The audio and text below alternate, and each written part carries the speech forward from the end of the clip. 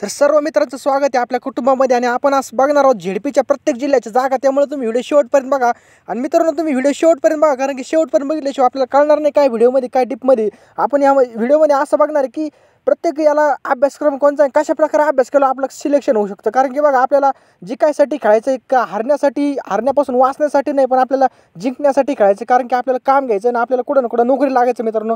त्यामुळे व्हिडिओ शेवटपर्यंत बघा, खूप महत्त्वाचा व्हिडिओ आहे आणि आपण सगळ्या टोटल जागा वाचणारच आहोत। आणि तुम्हाला एक सूचना आहे मित्रांनो, सूचना आहे कधी तर मित्रांनो आपल्या ह्या चॅनलचा घोटाळा झालेला आहे थोडा, त्यामुळे आपण दुसरं चॅनल क्रिएट केलं आहे आणि तिथं आपण लक्ष वेधचं 52 अंक आहे हो भरतीसाठी एकदम महत्त्वाचं आहे बघा। तलाठी भरतीसाठी आपण सगळ्यात तलाठी भरतीच्या मी माझ्या मित्राकडून नोट्स घेतलेले आहेत, काही पुण्याच्या नोट्स आहेत, त्यामुळे काळजी करू नका। आपण तिथं सगळे मटेरियल तिथं उपलब्ध करणार आहोत आणि आपले 20 मार्क आजचे आहेत बघू शकता। तिथं MPSC राज्यसेवा पूर्व परीक्षा 10 प्रश्न, तर याच्यामध्ये 100% पडणार आहेत करंटमधले। तर तिथं जाऊन तुम्ही खाली डिस्क्रिप्शनमध्ये लिंक दिली आहे, तिथं जाऊन आपण सबस्क्राईब करून घ्या, कारण की आपल्या कुटुंबामध्ये एक सुद्धा बेरोजगार राहिला नाही पाहिजे आणि आपलं मिशन आहे मित्रांनो। त्यामुळं लवकरात लवकर आपल्याला तिथं सुद्धा चालू घडामोडी चालू करायचं आणि आता या चॅनलवर मी फक्त थोडं टाकणार आहे, तिथं जाऊन सगळं करणार आहे आता त्या चॅनलवर, कारण की या चॅनलमध्ये थोडा प्रॉब्लेम आला आहे तांत्रिक, त्यामुळे तिथं जाऊन सबस्क्राईब करा, तिथं आपल्याला जाहिराती भेटतात। चला तर मित्रांनो व्हिडिओ स्टार्ट करूया।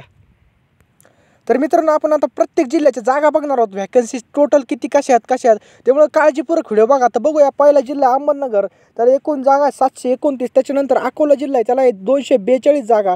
त्याच्यानंतर आहे अमरावती जिल्हा, त्याला येतं 463 जागा। त्याच्यानंतर आहे औरंगाबाद जिल्हा 362 जागा।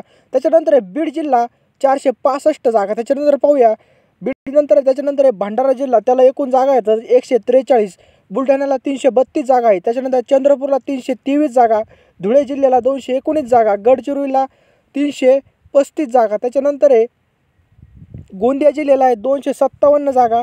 त्याच्यानंतर आहे हिंगोली जिल्ह्याला 150 जागा। त्याच्यानंतर जालन्याला 328 जागा, जळगावसाठी भरपूर जागा आहेत 607 जागा आहेत, कोल्हापूरसाठी 552 जागा आहेत। त्याच्यानंतर मित्रांनो लातूरसाठी आहे 286 जागा आणि त्याच्यानंतर नागपूरसाठी आहेत 405 जागा। अशा प्रकारे जागा आहेत आणि आपण अजून जिल्ह्याचे पाहू मित्रांनो। व्हिडिओ शेवटपर्यंत मी तुम्हाला सिलेबस सांगणार आहे, कशा प्रकारे प्रश्न येतात आणि कोणत्या टॉपिकवर अभ्यास करा ते पण सांगणार आहे। तर एकूण बघू शकता नांदेडमध्ये 557 जागा आहेत, नंदुरबारमध्ये 332 जागा आहेत, नाशिकमध्ये 687 जागा, उस्मानाबादमध्ये 320 जागा। त्यानंतर आहे पालघरमध्ये आहेत 708 जागा, परभणीला आहे 259 जागा, पुणे जिल्ह्यासाठी आहे 555 जागा। त्याच्यानंतर रायगडसाठी आहेत 510 जागा, रत्नागिरीला आहे 466 जागा, सांगलीची जागा नाही आलेली इथं। त्याच्यानंतर आहे साताऱ्यासाठी आहेत 708 जागाची भरती आहे, सिंधुदुर्ग 171, सोलापूर 415। त्याच्यानंतर आहे ठाणेला आहेत 196 जागा, ठाणे 196, वर्धा 264, वाशिम 182। त्याच्यानंतर आहे यवतमाळला आहे 500। तर मित्रांनो आपण टोटल आता सिलेबस बघणार आहोत, कशा प्रकारे कोणत्या प्रश्नाला किती वेटेज द्यायचं, कोणत्या टॉपिकवर जास्त प्रश्न पडणार आहेत, हे सगळं डिटेलमध्ये पाहणार आहोत। त्यामुळे व्हिडिओ शेवटपर्यंत बघा, अत्यंत महत्त्वाचं आहे। कारण की बघू शकता पहिला आहे आपण कनिष्ठ अभियंता, आपण प्रत्येक बघणार आहेत, ग्रामसेवक बघणार आहे, आरोग्यसेवक बघणार आहे, त्याच्यानंतर विस्तार अधिकारी बघणार आहे। त्यामुळे बघू शकता एकूण 15 प्रश्न आहेत मराठीचे, कनिष्ठ अभियंत्रिकेला त्याला 30 गुण आहेत। त्याच्यानंतर 15 इंग्लिशचे त्याला 30 गुण, 15 सामान्य ज्ञानचे 30 गुण, त्याच्यानंतर आहे 15 गणित बुद्धिमत्ता 30 मार्क। त्याच्यानंतर त्याच्या संबंधित तांत्रिक संबंधित प्रश्न 40 प्रश्न, त्याचे 80 गुण, अशी 100 प्रश्न 200 गुणाची आणि सर्व विषय SSC दर्जा व अभियांत्रिकी पदवी दर्जाचे म्हणजे 10वी आणि त्या पदवी संबंधातील प्रश्न पडणार आहेत। त्याच्यानंतर आहे ग्रामसेवकसाठी अत्यंत महत्त्वाचं आहे ग्रामसेवक, तर ग्रामसेवकसाठी 15 मराठीचे त्याला 30 मार्क, 15 इंग्लिश त्याला 30 मार्क, 15 सामान्य म्हणजे GK त्याला 30 मार्क, त्यांच्या गणित बुद्धिमत्ताला 30 मार्क आणि त्या संबंधितलं ज्ञान 40 प्रश्न 80 गुण, असे 100 प्रश्न 200 मार्क आणि सर्व विषय HSC दर्जाची परीक्षा व कृषी पदविका दर्जाचे प्रश्न म्हणजे कृषी संबंधितचे प्रश्न आणि 12वी लेवलचं सगळे। त्याच्यानंतर औषध निर्माता त्याला 15 मराठीचे त्याला 30 मार्क, 15 इंग्लिश त्याला 30 मार्क, 15 GK त्याला 30 मार्क, त्याच्यानंतर 15 गणित बुद्धिमत्ता त्याला 30 मार्क आणि त्याच्यानंतर त्या संबंधितलं ज्ञान 40 गुण 80 मार्क, असे 100 प्रश्न 200 आणि सर्व विषय SSC दर्जाची परीक्षा व औषधशास्त्र संबंधित प्रश्न। त्याच्यानंतर आरोग्यसेवक अत्यंत महत्त्वाचं, आरोग्यसेवक एकूण 15 प्रश्न मराठी त्याला 30 मार्क, 15 प्रश्न इंग्लिश त्याला 30 मार्क, त्याच्यानंतर 15 प्रश्न GK त्याला 30 मार्क, 15 गणित बुद्धिमत्ता त्याला 30 मार्क आणि त्या संबंधितलं ज्ञान 40 प्रश्न एकूण 80 मार्क, असे एकूण 100 प्रश्न 200 मार्क आणि सर्व विषय SSC म्हणजे 10वीच्या लेवलचं आणि आरोग्य सेवाविषयक प्रश्न म्हणजे आपले विज्ञानचं जास्त पडणार आहे त्याच्यामध्ये. त्याच्यानंतर पाहूया आरोग्य सेवक महिलाला तोच पॅटर्न आहे मित्रांनो.